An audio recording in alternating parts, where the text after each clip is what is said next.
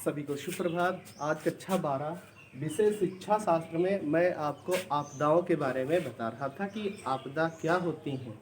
तो इससे पहले के वीडियो में मैंने आपको आपदा से संबंधित पाठ्यक्रम से संबंधित मैंने आपको वीडियो भेजा है। आज मैं आपको आपदाओं के प्रकार में सुनामी के बारे में बताऊंगा। सुनामी किसे कहते हैं? सुनामी जो आपदा है वह समुद्रों से संबंधित है। जो समुद्री या तटीय इलाकों में जो हमारे नगर हैं, महानगर हैं, जो जनजीवन निवास कर रहा है, तो जब उस क्षेत्र में जब भयानक लहरें उठती हैं और कहा जाता है ये लहरें 50 किलोमीटर से भी अधिक ऊंची उठती हैं, तो कहने का मतलब ये है कि जो समुद्री इलाका होता है, जो समुद्र तल होता है, जहाँ पर पानी का बहाव होता है, जब उस बहाव से 50-50 किलोमीटर ऊपर लहरें उठेंगी तो साधारण सी बात है, जो आसपास जनमानस होगा वह जलमग्न हो जाएगा। सुनामी शब्द जापानी शब्द है।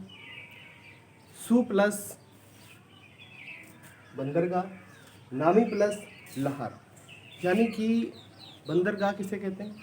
बंदरगाह वह स्थान होता है जहाँ पर जलयान रुकते हैं।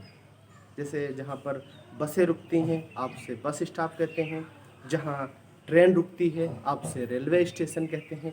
उसी तरीके से जहाँ पर जलयान यानी कि पानी में चलने वाले जहाज़ जहाँ रुकते हैं उसे हम बंदरगाह कहते हैं। तो जब इन्हीं बंदरगाहों के आसपास, तटीय इलाकों के आसपास जब जल में हलचल होती है, जब लहरें 50-50 किलोमीटर ऊपर उठने लगती हैं, तो जो आसपास का क्षेत्र होगा वहाँ पर एक बाढ़ आ जाएगी, एक विनाशकारी घटना होगी कि सब कुछ बह जाएगा, जनमानस सब नष्ट हो जाएगा, भारी जान माल का नुकसान होगा। हम आज इस वीडियो के माध्यम से आपको बताएंगे कि सुनामी आती कैसे है। तो सुनामी आने के कारण यहाँ पर लिखे हैं। पहला है भूकंप।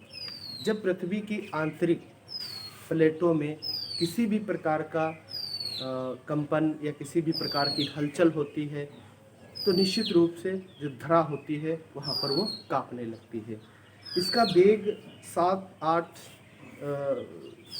तक होता है निश्चित रूप से, यानी कि जो बड़ी बड़ी इमारतें होती हैं, जो बस्तियां होती हैं, जो बड़े घर होते हैं, जो पुरानी ऐतिहासिक बिल्डिंगें होती हैं, वो सब धराशाही हो जाती हैं, सब टूट के गिर जाती हैं। ठीक है।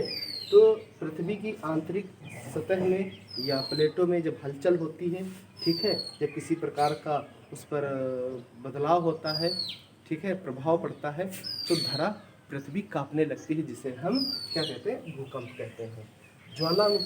ज्वालामुखी। अच्छा, भूकंप से और सुनामी के क्या संबंध है?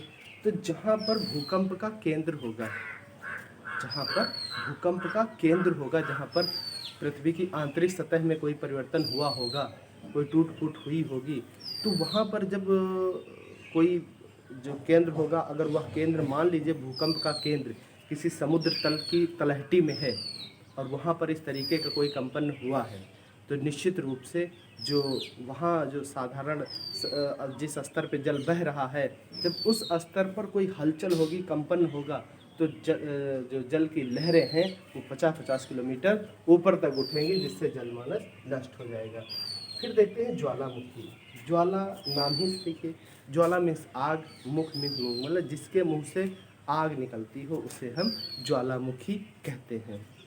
होता क्या है कि प्राकृतिक संपदाएं जहाँ पर एकत्रित होती हैं, इकट्ठा होती हैं, आपको पता होगा कि जो डीजल, पेट्रोल, मिट्टी का तेल आदि ज्वलनशील जो हमें पदार्थ भूगर्भ से मिलते हैं, पृथ्वी के अंदर से मिलते हैं, वह कभी माना गया है कि कोई जंगल रहा होगा या जीव जंतु रहे होंगे, क्योंकि जीवाश्म है, जीवित जो अंश है उसी से बने होते हैं ये तरल पदार्थ, ज्वलनशील पदार्थ। तो मान लीजिए कहीं भूकंप आया, कुछ उलट पुलट हो गया, जंगल वंगल है वो पलट गया, 100 वर्षों तक दबा रहा, फिर सड़ा गला, उसका जो अवशेष था वो हम आज ज्वलनशील पदार्थ या प्राकृतिक संपदा के रूप में प्राप्त करते हैं। तो मान लीजिए कि कहीं पर कोई तेल का भंडार है, धरातल के अंदर है, बाहर चट्टान है, नहीं पता चल पा रहा है। अचानक क्या हुआ, धीरे धीरे वो उद्गार होने लगा और वो सब लावा, मैग्मा, राख, चूना, पत्थर निकलने लगा सब, ठीक है। और कई वर्षों तक जो है ज्वालामुखी जो जहाँ पर विस्फोट होता है वहाँ पर निकलते रहते हैं, ठीक है। तो होता क्या है कि जब वह स्थान रिक्त हो जाएगा, जब कई वर्षों तक निकलेगा, तो आप अंदाज़ा लगा सकते हैं कि वह कितना विशाल भंडार होगा प्राकृतिक संपदा का। और जब वह खाली हो जाएगा तो उस रिक्त स्थान को आसपास की चट्टानें घेरने की कोशिश करेंगे, या भूकंप आएगा तो भूकंप के द्वारा कोई हलचल होगी। तो जो रिक्त स्थान है, जो कुआं टाइप में खूब गहरा स्थान बन गया है, जब वह इधर उधर की चट्टानें उसे घेरने का प्रयास करेंगी, तब भी क्या होता है कि कंपन उत्पन्न होता है, जिससे जहाँ समान वेग पर जिस जिस स्तर पर जल का बहाव समुद्रों में, नदियों में हो रहा होता है, वह वहाँ पर हलचल होगी और वह जल उस समतल से, जिस स्तर से बह रहा होगा, उस स्तर से बाहर निकलेगा और जनमानस को जलमग्न कर देगा, नष्ट कर देगा। तो हम कह सकते हैं कि ज्वालामुखी भी सुनामी आने के कारणों में से एक कारण है। फिर है भूस्खलन। भूस्खलन का तात्पर्य है कि भूमि, जमीन स्खलन में धंस जाना। अचानक एक बड़ा भूभाग जमीन के अंदर धंस जाए। जब इस तरीके की घटना होगी तब भी भूकंप आएगा, तब भी हलचल होगी। और इसका असर क्या होता है कि लहरों पर पड़ता है, समुद्रों में पड़ता है, नदियों पर पड़ता है। होता यह है कि जैसे हमारे इधर नहीं है, लेकिन आप बिहार जाइए, झरिया जाइए, है ना, इस तरीके के झारखंड जाइए जहाँ पर कोयला निकाला जाता है। तो कोयला कहाँ होता है, सब ज़मीन के अंदर होता है। तो वहाँ सब मजदूर और गाड़ियाँ सब लगाकर मशीनों से सब कोयला निकाल लिया जाता है, फिर उस खदान को ढक दिया जाता है। कभी कभी क्या होता है, सिर्फ निकाल लिया और खदान का मुँह ही ढका आपने, बाकी वह ऐसे पड़ी रही तकरीबन 100 साल तक ऐसे ही वो स्थान पड़ा रहा। फिर धीरे धीरे पता चला वहाँ बस्तियाँ बनना शुरू हो गई, लोग घर बनाना शुरू हो गए, और जब भारी जनमानस वहाँ पर अपना निवास स्थान बनाने लगा, बड़ी बड़ी बिल्डिंगें बनने लगी, और ढोल के अंदर पोल वाली कहानी है। फिर क्या होगा, वो सब धंस जाएगा।